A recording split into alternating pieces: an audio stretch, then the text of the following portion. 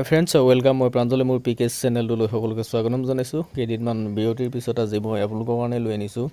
Assam police SI APDCL আৰু বিভিন্ন ধৰণৰ এক্সামৰ কাৰণে ভেৰি ইম্পৰ্টেন্ট কিছুমান কোৱেশ্চন এণ্ড আনসাৰ মিক্স আছে তাতে। জিকেও পাব, মেথছো পাব, ৰিজনিংও পাব। তো বলক আমি পলম নকৰি ভিডিওটো আৰম্ভ কৰো। আৰু যিসকলে মোৰ চেনেলটো এতিয়াও সাবস্ক্ৰাইব কৰা নাই বা যিসকল নতুন ভিউৱাৰ্ছ প্লিজ সাবস্ক্ৰাইব কৰিব মোৰ চেনেলটো আগলৈ এনেকুৱা ধৰণৰ ভিডিও পাবৰ কাৰণে। তো বলক আমি পলম নকৰি ভিডিওটো আৰম্ভ কৰো। Thank you. আজিৰ প্ৰথম কোৱেশ্চনটো লৈছো, দেখা পাইছে আপোনালোকে মোৰ মোবাইল স্ক্ৰীনত। 1 number question, which one of the following is a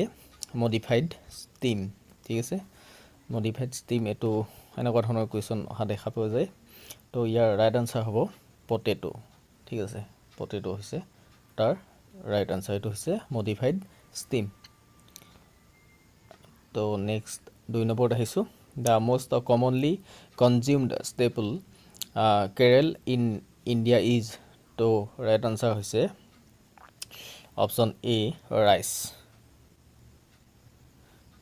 next 3 number, the fourth atomic power station is located in, তাৰ ৰাইট আনসাৰ হৈছে অপশন বি নেৰোৰা ইন ইউপিত আছে। ঠিক আছে। Next 4 number, who founded independent sultanate of Bengal, তো right answer হৈছে option B মাৰ্চিদ কুলি খান। Option B হৈছে তাৰ ৰাইট আনসাৰ। নেক্সট 5 নম্বৰত আহিছো, low metal alloy usually contain lead and brass, তাৰ ৰাইট আনসাৰ হৈছে অপশন ডি টিন হৈছে তাৰ right answer, lead and tin. Next 6 নম্বৰত আহিছো, Casio was done to death by the conspirators, তো ৰাইট আনসাৰ হৈছে অপশন ডি মাৰ্ডাৰ্ড। ঠিক আছে, অপশন ডি হৈছে তাৰ right answer, very important question. Next আহিছো 7 নম্বৰ, এটো ইংলিছৰ হয়, is there further reasons a, আৰু নেক্সট হৈছে you can give me for your failure b, আৰু to do as your promised, এটো হৈছে c, আৰু d হৈছে no error। আমি এতিয়া ওপৰত তেনেকৈ এটা হেৰি থাকিব আপোনালোকৰ এক্সাম বিলাকত, মই ডাইৰেক্ট দি দিছো আপোনালোকক। এটা আমাৰ ভুলটো বিচাৰি উলিয়াব লাগে, ভুলটো কি এই কোৱেশ্চনটোত। ঠিক আছে, এত ভুল আছে নে, বিত ভুল আছে নে, চিত ভুল আছে নে ভুল নাই, নো এৰৰ। এতিয়া এইটো কোৱেশ্চন আপোনালোকে চাই ধৰিব পাৰিছে চাগে, এইটো ইয়াতে ভুল আছে। ভুলটো হৈছে অপশন এ, এত ভুল আছে। এত কোনটো ভুল আছে সেইটো মোক আপোনালোকে কমেন্ট বক্সত কমেন্ট কৰি জনাব। ভুলটো হ'ব মই কৈ দিছো বাৰু অকণমান, সেইটো হ'ব আৰ হ'ব লাগে, আৰু আৰটো ক'ত বহিব আপোনালোকে মোক কৈ দিব, জনাব কমেন্ট বক্সত। নেক্সট আহিছো আমি 8 number, choose the correct answer। ইয়াৰ আমাৰ শুদ্ধ উত্তৰটো কি হ'ব? ইয়াত আছে paralleled, PARALELLED। নেক্সট বি আছে PARRALLELED। নেক্সট চিত আছে PARALLELED। নেক্সট ডিত আছে PARRALLELED। তো আমাৰ ৰাইট আনসাৰ হ'ব অপশন চি, চি হৈছে তাৰ ৰাইট আনসাৰ, প্যাৰেলেল, সেইটো হৈছে শুদ্ধ, PARALLELED, প্যাৰেলেল। ঠিক আছে, যেটো সমান্তৰাল বুলি কওঁ আমি। নেক্সট আহিছো 9 নম্বৰ। 9 নম্বৰত আছে, Ramesh said that Rekha is the sister in law। ঠিক আছে, ৰেখা কাৰ sister in law, Rekha is the sister in law of the only daughter of my mother in law's husband। my mother in law's husband or daughter, only daughter কি হৈছে, ৰেখা is the sister in law। তো right answer হ'ব how is Rekha related to Ramesh, মানে ৰেখা ৰমেশৰ লগত কি সম্বন্ধ। ঠিক আছে, ইহঁত দুটাৰ সম্বন্ধ কি, ৰাইট আনসাৰ হৈছে অপশন ডি সিস্টাৰ। এটো হৈছে ব্লাড ৰিলেশনৰ এটা কোৱেশ্চন। ঠিক আছে, নেক্সট আহিলো এটা ৰিজনিংৰ question. in a certain code language dog is written as wtl এতিয়া চাওক দেখাই দিছো মই আপোনালোকক এটো হৈছে dog ডগটো কেনেকৈ লিখা হৈছে wtl ঠিক আছে wtl এতিয়া আপোনালোকে abcd পৰা আৰম্ভ কৰি xyz লৈকে লিখি ল'ব লিখি তাৰ তলে তলে নাম্বাৰিং কৰিব ঠিক আছে এতিয়া চাওক ডি লেটাৰটো কিমান নম্বৰ পজিশনত আছে 4 নম্বৰ পজিশনত আছে ঠিক আছে আৰু w যিটো লেটাৰ w লেটাৰটো চাব উলটাকৈ এটো ৰাইট সাইডৰ পৰা যদি চাও আমি সোঁফালৰ পৰা 4 নম্বৰ পজিশনত ডি আছে আৰু লেফট সাইডৰ পৰা যদি একদম তলৰ ফালৰ পৰা চাও w টো 4 নম্বৰ পজিশনত আছে চাব পাৰে আপোনালোকে ঠিক আছে এতিয়া তেতিয়া হলে ডি আহিলে w 4 নম্বৰ পজিশন উলটা হৈ গল বুজি পাইছা মই কি কৈছো নেক্সট চক ও আছে জি আছে টি আছে এল আছে কিন্তু ও টো যদি আপুনি এনেকা উলটা পজিশনত চাবলৈ হয় ও পজিশনটো হৈছে 15 নম্বৰ পজিশন ঠিক আছে 15 নম্বৰ পজিশন হৈছে ও কিন্তু টি টো যদি আপুনি চাবলৈ যায় 15 নম্বৰত আপুনি টি টো উলটাকৈ নাপায় পাব কিমান নম্বৰত 7 নম্বৰ পজিশনত পাব গতিকে আমি অকনমান এতিয়া চিন্তা কৰিব লাগিব এই দুটাটো ঠিকই আছে 4 আছে ঠিক আছে এতিয়া আপুনি এই দুটা ক্ৰস কৰি দিয়ক ঠিক আছে ক্ৰস কৰি দিলে চাওক কি হয় বুজি পাইছা মই কি কৈছো এবাৰ আকৌ ভালদৰে দেখাই দিছো হেতু হৈছে ডি ও জি আৰু আছে ডব্লিউ টি এল ঠিক আছে ডব্লিউ ডি টো আছে 4 নম্বৰ পজিশনত আৰু প্ৰথমৰ পৰা আৰু শেষৰ পৰা 4 নম্বৰ পজিশনত আছে ডব্লিউ টো ঠিক আছে এতিয়া আপুনি নেক্সট টি টো যদি ও টো চাই ও টো যদি আৰু টি টো লগত এনেকৈ চাই কিন্তু আপুনি একেটা পজিশনতে নাপাব ও টো পাব আপুনি 15 নম্বৰ পজিশনত আৰু টি টো পাব 7 নম্বৰ পজিশনত গতিকে আমি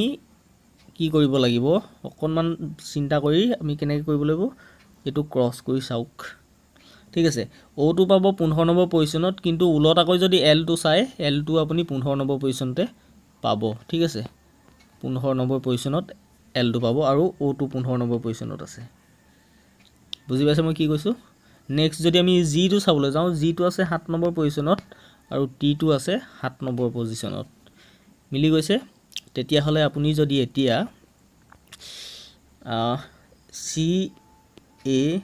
টি কেট টো তেনেকে চাবলৈ যায় হেতু পজিশনত চাবলৈ যায় তেতিয়া হলে আমাৰ সি টো কিমান নম্বৰ পজিশনত আছে সি টো আছে 3 নম্বৰ পজিশনত ঠিক আছে তেতিয়া হলে উলটাকৈ 3 নম্বৰ পজিশনত কি টো কোনটো লেটাৰ আছে x টো নাই নে x আছে বুজি পালে মই কি কৈছো এতিয়া চাওক আনসাৰটোত চাই লব আপুনি এনেকুৱা কৰিবলৈ যাওতে আনসাৰ ফিগাৰটোত কি আছে আনসাৰ ফিগাৰটোত a গুটে দিটাৰে কমন আছে গতিকে আমি নেক্সট স্টেপটোলৈ আগবাঢ়িব লাগিব নেক্সট স্টেপটোত আপুনি ক্ৰস কৰক ঠিক আছে ক্ৰসত এতিয়া ইয়াৰ সেকেন্ড পজিশনটোত টি বিপৰীতটো আহিব ৰাইট গতিকে টি লেটাৰটো কিমান নম্বৰ পজিশনত আছে টি টো 20 নম্বৰ পজিশনত আছে প্ৰথমৰ পৰা তেতিয়া হলে শেষৰ পৰা 20 নম্বৰ পজিশন কোনটো লেটাৰ হ'ব ঠিক আছে শেষৰ পৰা 20 নম্বৰ পজিশন কোনটো লেটাৰ হ'ব হেতু হ'ব জি জি লেটাৰটো 20 নম্বৰ পজিশনত আছে আপোনালোকে হিসাব কৰি চাব ঠিক আছে তেতিয়া হলে ইয়াত চক এতিয়া কোৱেছনত আমাৰ আনসাৰ ফিগাৰটো চক আনসাৰ ফিগাৰটোত আমি পাই গলো যে জি টো এটাতে আছে গতিকে সি ঠিক আছে দেখা পাইছে সি টো হৈছে আমাৰ right answer x G Z বুজি পাইছে আশা কৰিছো এটো আমাৰ সি টো হ'ব ৰাইট আনসাৰ সৰি নেক্সট আহিলো আমি 11 নম্বৰলৈ in following question a number series is given with one term missing ঠিক আছে এটা আমাৰ টার্মটা মিসিং আছে shows the correct alternative that will same pattern and fill the blank space এতিয়া আমি যদি চাবলৈ যাও ইয়াত চাওক আপোনালোকে মই ইয়াতে দেখাই দিছো ইয়াত চাওক এতিয়া 1 আছে 6 আছে 15 আছে তাৰ পাছৰটো আমাক নাজানো 45 আছে তেনেকে 66 আছে আৰু 191 আছে এতিয়া 1 ৰ পৰা 6 লৈ কিমান গেপ 5 গেপ ঠিক আছে 6 ৰ পৰা ইয়ালৈ কিমান আছে 9 গেপ তেনেকে +9 মানে এটো চাওক 1 এনেকে যদি চাও 1 + 5 ইজ ইকুৱেল কিমান 6 ঠিক আছে 6 + 9 ইজ ইকুৱেল কিমান হ'ব 15 হ'ব ঠিক আছে তেনেকৈ যদি আপুনি গোটেইকেইটা গেপকেইটা চাবলৈ যায় তেতিয়াহ'লে আপুনি আনসাৰটো কি পাবগৈ আনসাৰটো হ'ব আমাৰ ইয়াতে 28 অপশ্যন ডি হ'ব কাৰেক্ট আনসাৰ মই এইটো দি দিছোঁ চাই ল'ব PDF ফাইলটো প্ৰয়োজন হ'লে মই আপোনালোকক দি দিম ঠিক আছে নেক্সট কুৱেশ্যনত আহিছোঁ এতিয়া নেক্সট কুৱেশ্যন 12 নম্বৰ ইয়াত আছে Kamlesh goes 50 metre north then turns right and walk 40 metre then again turn right and walk 20 metre then again turns right and walk 40 metre how many metres is he from his original position তো এইটো কৰিবৰ কাৰণে আমি এটা diagram অংকন কৰি লৈছোঁ এইটো হৈছে নৰ্থ